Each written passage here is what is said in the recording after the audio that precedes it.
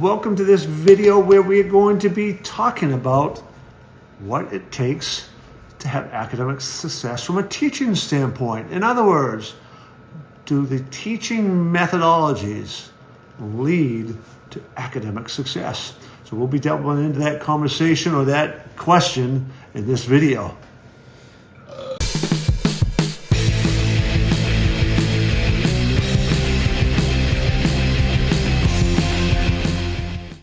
First part of this video, we're going to be discussing the why. So why would a methodology that you use matter in teaching? Second, we'll be talking about how that happens, right? What's the process that's going on that cause that to matter?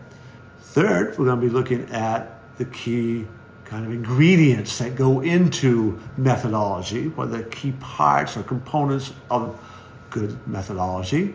And then fourth, we're going to be looking at why and how relationships matter and how that impacts student performance. And lastly, again, it's all about the application of the real world and how it plays out. Methodologies are really going to impact how a teacher goes about structuring their lesson, right? From the setting of being clear on what they are trying to get for goals from their students in a particular lesson, to the activities and the lecturing and the information that they provide.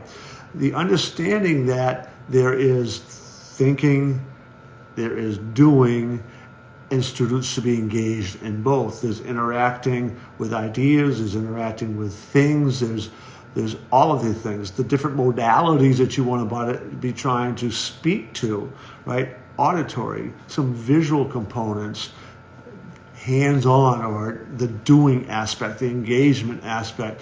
All these things, there are design elements that you want to kind of get in there. And that's the teacher's role, is to try to figure out how to do that. And that's where the methodologies kind of come into play. When teachers have designed a well-done lesson, it impacts the learning because now students are going through a whole bunch of different kind of thinking processes and developmental skills. They're using their brain differently, right? So it could be you've got to read something and or watch something. Then you've got to answer some questions. Then you've got to teach somebody, share your answers with somebody else so you can hear other ideas and you kind of get that dialogue going. Then it could be doing some sort of activity on how you would take the lesson you just learned and think about how that gets applied in the real world. Now, of course, things are different in different subjects, right? So there are some subjects that are more naturally lending itself for a doing, really physical activity-based type thing. Or the practicing, like you practicing and solving a math problem, right? You're actually giving a real life example of how this would apply in the real world for this math concept, and you solve that problem doing the math. Those sort of things can vary from class to class, right? Depending on whether it's a language arts based, history based, science based, whatever. But all of those things kind of allow the students to develop, understand, break apart, do all these different thinking skills and activities in the process of reaching whatever the academic goals for this lesson, this unit, this piece that you were doing with your students. I've already kind of alluded to this in the previous parts, but those key ingredients involve asking good questions, answering questions, being interactive with other people, sharing ideas, getting multiple modalities, right? You read information, sometimes you might have a video that would support it, looking at demonstrations, then having the opportunity to do it, to practice it, many times repeated practice, how you're going to apply it. So these ingredients can be how you're going to entertain and present information, to how you're going to get them to practice and doing and process and and apply the information, and the teacher's trying to put all those different ingredients into place in a nice structured flow so that the students can get the most out and most likely to achieve those goals.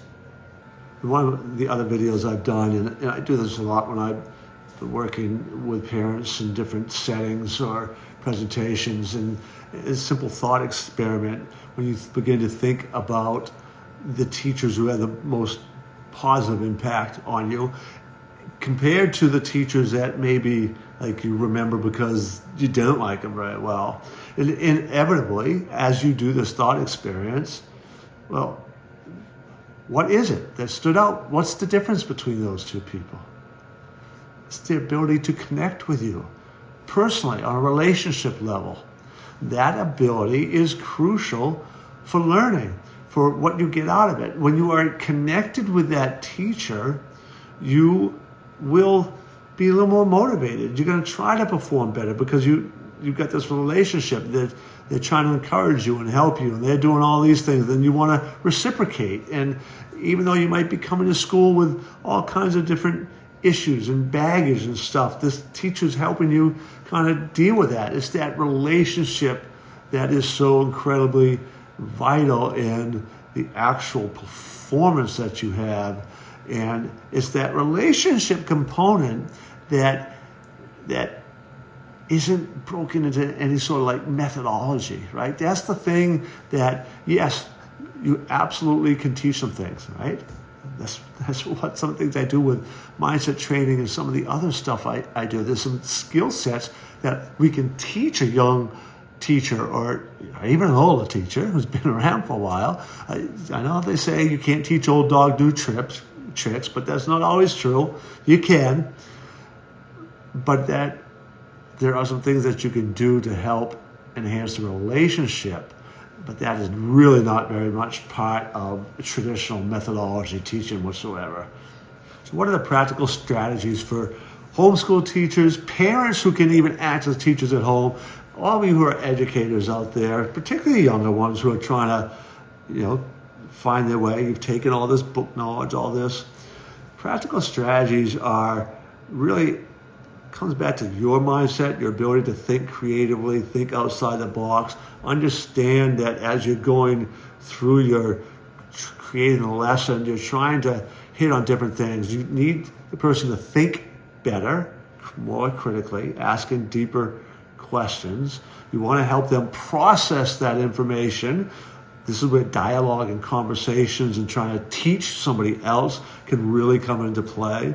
You want to try to support this with like real life applications, things of that sort. And the relationship aspect, that building of the relationships. And you're, as a teacher, and a modern day teacher, parents, you're playing psychologists in some ways too. When you're hearing negative conversation or a student beginning to show the self-doubt or lack of confidence or a limiting belief, is what are ways that you can help break that pattern and interrupt that pattern and help that student create new patterns. That really is part of that whole learning that should be part of methodologies, and it's that part that's not taught much at all that can be the most important and valuable thing you ever do learn. If you got any practical tidbits out of this and found this helpful, which that's why I'm investing my time in doing these. So hopefully I am able to give back some and help people out. I encourage you to subscribe to the channel. Got all kinds of different videos on lots of different questions. You might also be really interested in registering for our free webinar, Empower and Excel. And in that webinar, you're going to learn some more of these tricks of the trade kind of thing that I kind of talked about in this video. You'll learn those a little bit more in depth. That's obviously still going to be, it's a shorter webinar, but it's got some real practical tips for you in a webinar format. It's longer than this little video. So check that out today, and I hope to see you in another video.